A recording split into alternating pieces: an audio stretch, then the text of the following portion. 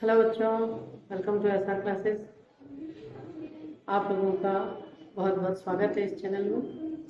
पिछले दो वीडियो में हमने संधि की थी, संधि की परिभाषा, संधि के प्रकार, स्वर, व्यंजन और विसर्ग संधि, जिसमें भी सबसे पहली संधि जो स्वर संधि है। दूसरे वीडियो में हमने स्वर संधि की परिभाषा और उसका एक प्रकार दीर्घ संधि देखा है, समझा है। मुझे पूरा विश्वास है आपको समझ में आया होगा। समझ में आया हो एज यूजुअल आप सब्सक्राइब करें चैनल को, शेयर करें अपने दोस्तों के साथ, अपने फ्रेंड्स के साथ, अपने भाई बंधुओं के साथ और लाइक करें, कमेंट ज़रूर करें। आपको क्या अच्छा लगा वो मुझे ज़रूर बताएं ताकि मैं आप लोगों को वैसा ही कंटेंट और अवेलेबल करवा सकूं। आज हम सभी गुण संधि के बारे में पढ़ने वाले हैं। गुण संधि जो स्वर संधि का ही एक प्रकार है। हमने पढ़ा था कि स्वर संधि के प्रकारों में से दीर्घ संधि और दूसरी होती है गुण संधि। आज हम पढ़ेंगे गुण संधि। गुण संधि को हम थोड़ा सा लयात्मक ढंग से भी बोले तो इसकी परिभाषा जो लिटरली परिभाषा है, परिभाषिक शब्दावली है, उसके बारे में हम जरूर बात करेंगे। लेकिन पहले थोड़ा सा ट्रिक के तौर पर उसको याद कैसे किया जा सकता है थोड़ा सा बता देते हैं आपको। अ ई मिलकर ए, आ ओ मिलकर ओ, अरे मिल अर बन जाता है। अ ई मिलकर ए, आ ओ मिलकर ओ, अरे मिलकर अ बन जाता है, अर बन जाता है। इस विकार को गुण कहने से गुण संधि कहता है। अ ई मिलकर ए, आ ओ मिलकर ओ, अरे मिल अर बन जाता है। इस विकार को गुण कहने से गुण संधि कहता है। एग्जाम्पल, देव इंद्र देवेंद्र महोदधि महाउदधि मिलने से, देव इंद्र देवेंद्र महोदधि महाउदधि मिलने से बनता है देवर्षि देव में ऋषि मिलान करने से, बनता है देवर्षि देव में ऋषि मिलान करने से। इसको हम इस तरीके से लयबद्ध तरीके से समझ सकते हैं, याद कर सकते हैं।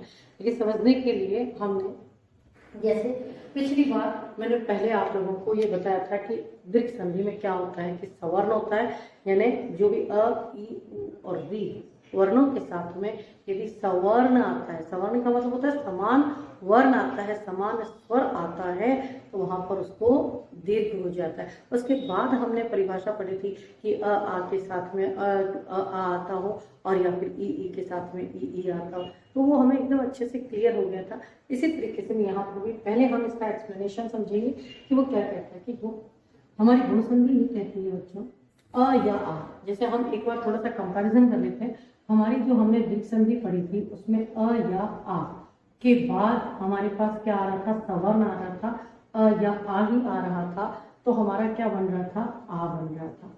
और इसी प्रकार से दूसरा हमारा जो नियम था दीर्घ संधि का, ई या ई के साथ, छोटी ई या बड़ी ई के साथ में हमारा छोटी ई या बड़ी ई आता है, तो उसको दीर्घ क्या बन रहा था, बड़ा बड़ा ई बन रहा था। इसी प्रकार से हमारे पास ऊ या ऊ के बाद में क्या आ रहा है, ऊ या ऊ ही आता था, तो हमारा उकार बन रहा था। इसी प्रकार से री ऋषि का इसमें हिंदी में हम कम प्रयोग देखने में मिलता है, ये संस्कृत का शब्द होता है। पर मुख्यतः हमारे पास ये था क्या, अ आ मतलब समान स्वर आता है, अ आ के बाद में यदि समान आ गया तो दीर्घ हो जाता है, ई के बाद समान स्वर आ गया तो दीर्घ हो गया, और ऊ के बाद में यदि समान स्वर आ गया तो दीर्घ हो गया। ये तो हमारी दीर्घ संधि थी। यहाँ पर हमारे पास क्या आने वाला है, प्लस के पहले एक ही चीज आने वाली है बच्चों। प्लस के पहले हमारे पास क्या आएगा, केवल अ या आ ही आएगा। इस चीज को हमें समझना है। वहां पर तो प्लस के पहले और प्लस के बाद में दोनों समान स्वर आते थे, लेकिन यहाँ पर थोड़ा सा परिवर्तन हो रहा है। क्या परिवर्तन हो रहा है कि प्लस के पहले तो हमारे पास क्या आने वाला है, अ या आ, अ या आ, अ या आ। प्लस के पहले क्या आएगा, अ या आ ही आने वाला है। लेकिन इस प्लस के बाद में यदि हमारे पास छोटा ई या बड़ा ई आता है तो वो ए बन जाएगा, उसको गुण आदेश। इसका ये जो अ और ई जो असमान स्वरों का मेल हम कर रहे हैं, इसको हम कहते हैं परिभाषा के शब्दों में गुणादेश कहते हैं। यानी मल्टीप्लाई हो जाता है, एक तरह से गुण हो जाता है, गुणा हो जाता है। तो हमें केवल इतना याद रखना है, आ के बाद में यदि छोटा ई या बड़ा ई आता है तो ए बन जाएगा। आ या आ के बाद में ऊ या ऊ आएगा तो हमारा ओ बन जाएगा। और इसी प्रकार से आ या आ के बाद में ऋषि आएगा तो हमारे अर बन जाएगा। ये हमारे लिए समझने की जरूरत है क्योंकि हमारी हिंदी में भी ये शब्द काम में आते हैं। हम एग्जाम्पल देखेंगे।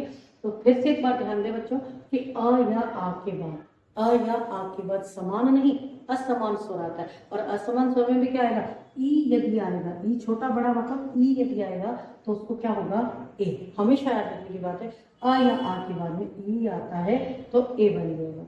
ठीक है, अ या आ के बाद में ऊ का मतलब छोटा और बड़ा दोनों ही माना जाएगा तो ओ बन जाता है। ओ अ या आ के बाद में ऊ को होता है तो ओ हो जाता है। और इसी प्रकार अ या आ के बाद में री आएगा तो उसको क्या बन जाएगा, अर बन जाएगा। अब ये देखें आप कैसे बनेगा। हमने जैसे यहाँ पर ऊपर एग्जाम्पल लिया है, इस एग्जाम्पल में हम देखें कि हमारे पास क्या है। इस एग्जाम्पल से समझते हैं, फिर और दूसरे उदाहरण लिखेंगे। पहला हमारे पास है देव प्लस इंद्र। हमारे पास क्या है, देव प्लस इंद्र। हमारा यही वाला जो तथ्य है वो यहाँ पर हमें प्रकट होने वाला है। कैसे हो जाएगा, ये वही हम तरीका तो हमारा वही रहने वाला है। देव व, इसमें से हमने क्या निकाल लेना, वह अलग कर देंगे। इसमें से क्या है, अ है हमारा, तो ये हमारा अ हमने निकाल के यहाँ कर दिया। अब इसके बाद हमारा ई, इसको निकाल देना भाई। वो जो प्लस के पहले और प्लस के बाद के वर्णों को जो निकालना है, क्योंकि वर्णों को जो हमें एक साथ करना है किन किन को मिला करके, वो प्रोसीजर तो हमारा सेम ही रहने वाला है। लेकिन किन कौन कौन से वर्ण, यहाँ पर हमारे पास पहले अ या आ या अ, बाद में भी अ या आ आता था तो वो हमारी दीर्घ चली जाती थी। लेकिन यहाँ पर क्या है, हमारे पास अ रहेगा या कि आ रहेगा। तो अभी हमारे पास क्या है, अ है। तो इस अ के बाद में हमारे पास क्या आने वाला है, ये ई। और ये इंद्र को तो हम वैसे का वैसे ही छोड़ दें। ये विग्रह और विग्रह से हमें संदिष्ट पद बनाना तो हमने सीखा था, वो तरीका तो हमारा सेम रहने वाला है। लेकिन यहाँ पर हमारे पास क्या हो रहा था, अ था या फिर अ या आ था, तब हम उसको आ बना रहे थे। वो किस में हो रहा था, वो दीर्घ संधि में हो रहा था। लेकिन यहाँ पर क्या होने वाला है, गुण संधि होने वाली। इस गुण संधि में क्या होने वाला है कि अ और ई, ये देखो हमारी क्या कह रही है संधि, अ या आ के बाद में ई या ई आता है। तो हमारे पास अ है और इसके यहाँ पर ई है, इनको मिला करके क्या बनाएंगे हम, ए बना देंगे। तो ये हमारा क्या बन गया, ए। तो अब क्या बन गया हमारा, देव हलंत था, इसमें हम ये सब मिला दें, देवेंद्र। ये बन गया बच्चों हमारा देवेंद्र। आगे समझ में, अ या आ के बाद में छोटा ही बड़ा ही कोई सा भी आता है तो क्या बन जाता है, ए बन जाता है। इसी प्रकार से अ या आ के बाद में छोटा हो या बड़ा हुआ आता है तो उसको क्या बन जाता है, ओ बन जाता है। इसी तरह से अ या आ के बाद में, तो अब हम अ या आ के बाद में जो हमारा ओ बनता है, ऊ आता है, और उसको ओ कैसे बनाते हैं इसको देख लेते हैं हम। जैसे देखिए आप, हमारे पास शब्द है महा प्लस उद्दीप। शब्द है हमारे पास महा प्लस उद्दीप। यहाँ पर क्या बन गया, म ह। हमें इसमें से निकालना क्या है, आ, ये हमारा निकल गया आ, तो ये हलंत हो गया। म ह प्लस हमें क्या निकालना है, यहाँ से निकलना है ऊ, और पीछे क्या बचेगा हमारा, दधी। पीछे बच रहा है हमारा दधी। अब हम क्या कह रहे हैं, अ या आ के बाद में ऊ या ऊ आता है तो उसको क्या बनता है, ओ बनता है। तो हम इसको क्या बना लें, ओ बना लें। ये बन गया हमारा बच्चों ओ, ये ओ बन गया। अब हम क्या कर देंगे, म ह तो है ही, और ह में ओ मिला दें तो ये बन गया हमारा महोदधी। आया बच्चों समझ में कि अ या आ के बाद में ई आया तो हमारा क्या बन रहा है, ए बन रहा है। और इसी प्रकार से अ या आ के बाद में ओ आया तो हमारा ओ बन जाता है। और ये इसी तरह से हमारे शब्द निर्मित हो जाते हैं। इसी प्रकार से ऋषि का भी हम एक बार देख लेते हैं। जैसे देखिए हमारे पास शब्द है देव प्लस ऋषि, देव प्लस ऋषि। अब यहाँ पर क्या है, हमारा विग्रह तो हमें वैसे ही करना है बच्चों, देव हलंत कर दिया, और यहाँ हमारे पास हमने इसमें से क्या निकाला, अ निकल गया, प्लस इसके बाद का री हम निकाल लें तो ये री निकाल लिया हमने। और पीछे क्या बचा बच्चों हमारे पास, ये बच गया हमारे पास शी। तो अब यह क्या हो जाएगा, यहाँ पे दे व, और ये व में अनंत में अ को मिला दे तो वह पूरा हो जाएगा। और इसके बाद ये बन गया शी, ये अर बन रहा है। अच्छा वो भी क्या बन रहा है हमारा, अच्छा इन दोनों को मिला करके अ और री को मिला करके क्या बन रहा है हमारा, अर बन रहा है। अर बन रहा है, र नहीं बन रहा है, क्या बन रहा है, अर बन रहा है। अर बन करके कैसे बनेगा, देखिए आप, ये दे अ और री को मिला करके हमारा अ और री को मिला के क्या बन रहा है, अर बन रहा है। अब इसको हम कैसे परिवर्तित करेंगे, देखिए आप, दे वह हलंत है ये हमारा, उसमें से ये हम अ मिला दें तो हमारा क्या हो जाएगा, वह पूरा हो गया। और र क्या है हमारे पास, र हलंत, तो र हलंत है तो ये हमारा क्या चला जाएगा, शी तो हमारे पास ये है ही, और ये शी के ऊपर ये जो हलंत रहा है ये हमारा इसके ऊपर चढ़ जाएगा। आया समझ में बच्चों। देखिए अ या गुण संधि क्या कहती है कि अ या आ के बाद में ई या ई आता है तो ए बन जाता है। अब हम परिभाषा को समझेंगे ना, हमारी परिभाषा कहती है अ या आ के बाद में ई आता है तो ए बन जाता है, ओ को वह बन जाता है और री को। अब वैसे यदि हम सिद्धांत के तौर पर केवल परिभाषा को रटे जा रहे हैं तो हमें समझ में नहीं आता क्या होता है। अ या आ के बाद में ई को ए हो जाता है, ओ को ओ हो जाता है, री को आर हो जाता है। क्या होता है, क्यों होता है और कैसे होता है, हमने अब ये चीज प्रैक्टिकली समझ ली है कि किस प्रकार से अ या आ के साथ में हमारा ई मिलता है तो ए कैसे बनता है, तब हमारा देवेंद्र कैसे बन जाता है। इसी प्रकार से महा आ और उ दोनों को मिलाते हैं तो कैसे ओ आदेश होता है और यहाँ पर हमारा महोदधि मिल जाता है। और इसी प्रकार से देव प्लस ऋषि, और यहाँ पर हमारा री मिलाते हैं, अ प्लस री में इन दोनों को मिलाते हैं और बन जाता है तो हमारा शब्द क्या बनता है, देवर्षि बन जाता है। अब बच्चों मैं इसकी परिभाषा आपको लिखवा देती हूँ। अब हमें ये परिभाषा अच्छे से, ये तो लयात्मक भी मैंने बता दिया, आपको लय से याद करना चाहें तो आप वैसे भी याद कर सकते हैं। वैसे आप किसी भी ग्रामर बुक में देखेंगे ना बच्चों तो आपको सबसे पहले तो परिभाषा दी जाएगी, अ या आ के बाद में ई को ए, ओ को ओ और री को अर हो जाता है। अब क्या होता है कुछ समझ में नहीं आ रहा, उसके बाद में ये चीजें भी इस तरह से आपको क्लियर नहीं की हुई थी, बस वो क्या कह देते हैं कि देव प्लस इंद्र देवेंद्र। अभी कैसे बना देवेंद्र, क्यों बना देवेंद्र, महा प्लस उदधि महोदधि क्यों बना, कैसे बना, जैसे मैथ्स होता है आप पूरा सॉल्व करते चले जाते हैं, संधि भी बेटा ऐसे ही इसको इस तरह से बकायदा। संस्कृत जो भाषा है वो पूर्ण वैज्ञानिक भाषा है, एक एक अक्षर का उसके पास एक्सप्लेनेशन है। हमारा राम शब्द बना है तो क्यों बना और कैसे बना, उसमें क्या क्या चीजों का परिवर्तन हुआ है, किस किस चीजों का आगमन हुआ है, ये सारी चीजें होती है। तो ये चीजें बहुत लंबी है, लेकिन हमारे पास ये शब्दों का एक्सप्लेनेशन जब आ जाता है बच्चों तो हमें ये समझ में आ जाता है कि अ या आ को कैसे ई मिला करके ए बनाते हैं, ओ को कैसे ओ बनाते हैं और री को कैसे अर बनाते हैं। तो ये इस तरह से हमें समझ में आ गया होगा। अब मैं आपको परिभाषा लिखवा देती हूँ, बोर्ड पे लिख देती हूँ, आप ही समझ लें। देखिए परिभाषा, अब हमारी परिभाषिक शब्दावली यहाँ पर आती है बच्चों कि परिभाषा हमारी ये कहती है कि यदि अ या आ के बाद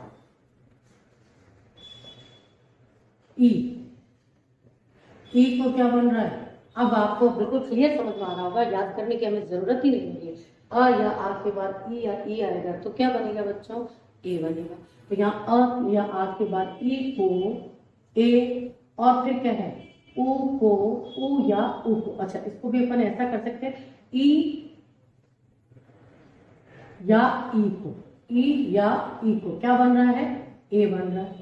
ठीक है, छोटा ई बड़ा ई कोई सा भी हो सकता है, ई या ई को क्या बन रहा है हमारा, ए बन रहा है ना। और इसके बाद ऊ या ऊ को क्या बनेगा, ऊ या ऊ को ओ बन रहा है हमारा, ये ओ बन रहा है। हमने यहाँ पर देख लिया क्या, अ या आ के बाद में ऊ या ऊ, तो यहाँ पर हमारे पास आ के बाद में ऊ आया है, हमने ओ बना लिया था। तो आ या आ के बाद में ऊ या ऊ आता है तो ओ बन जाता है। इसी प्रकार से री को क्या बनता है, री को अर बन जाता है, री को अर बन जाता है।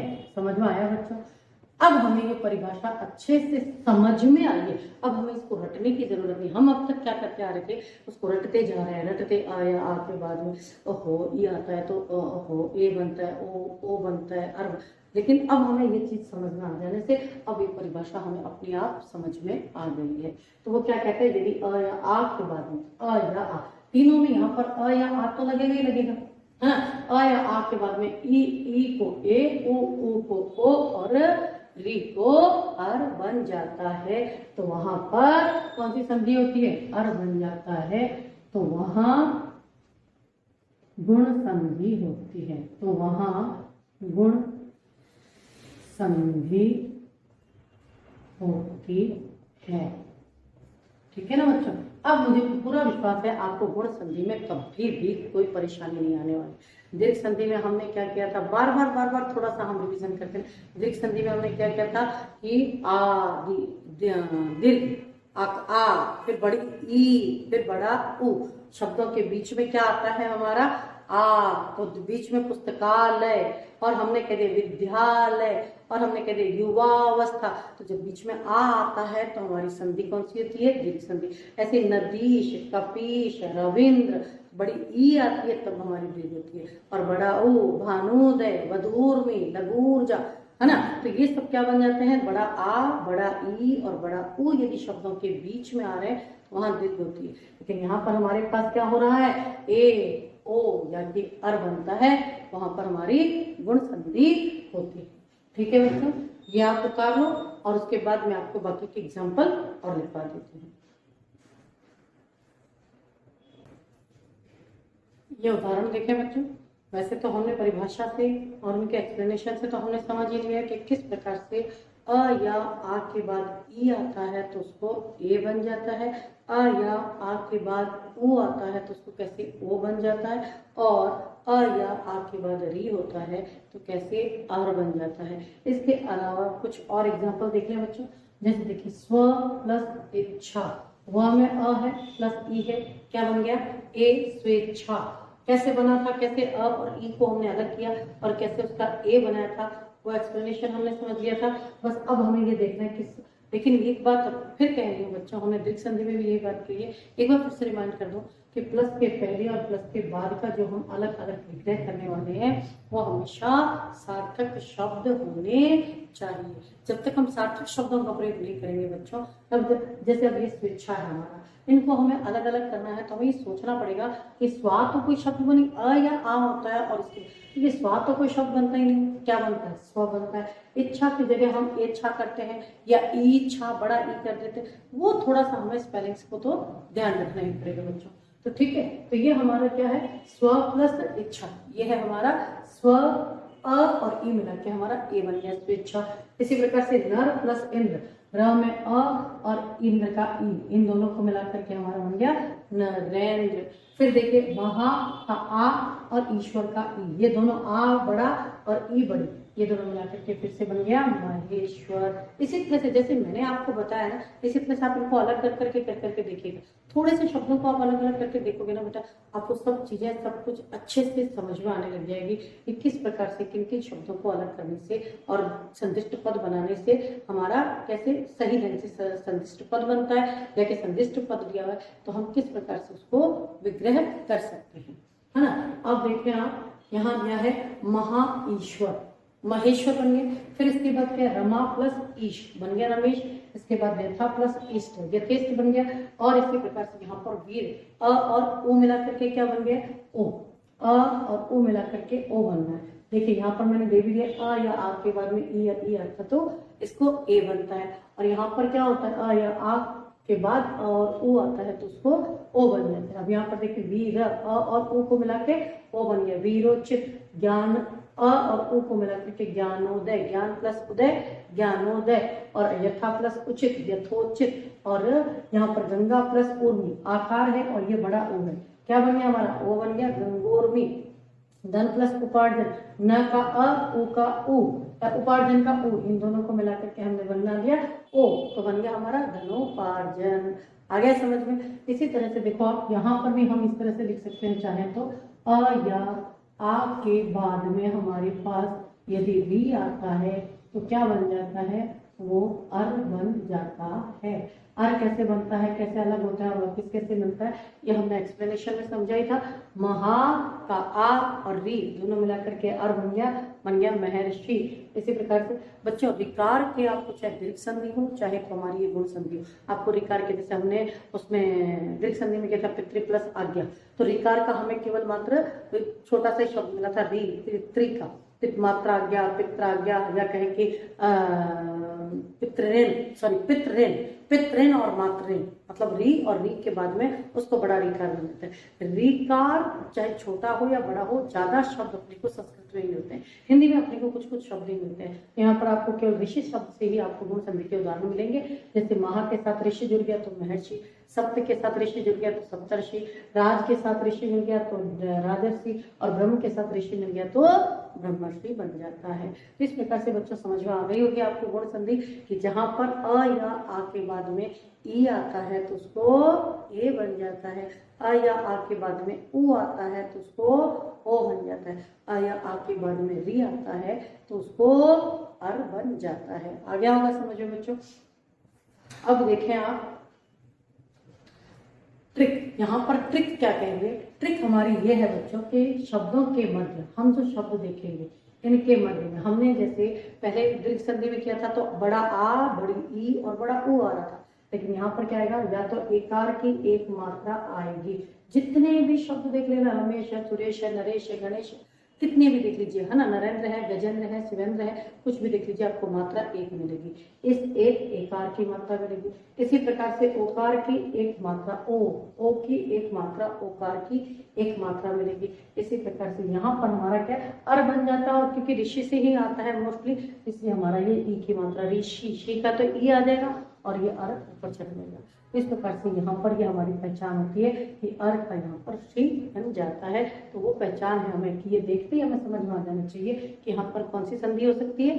गुण संधि। ये देखिए यहाँ पर ये इस तरह से छोटाई की मात्रा आ गई है और रकार आ गया, तो हमारी ये गुण संधि हो गई है। इसी प्रकार हमारे बीच में ओकार आ गया, मतलब कि गुण संधि हो गई है। इसी प्रकार से एकार आ गया है तो ये गुण संधि हो गई है।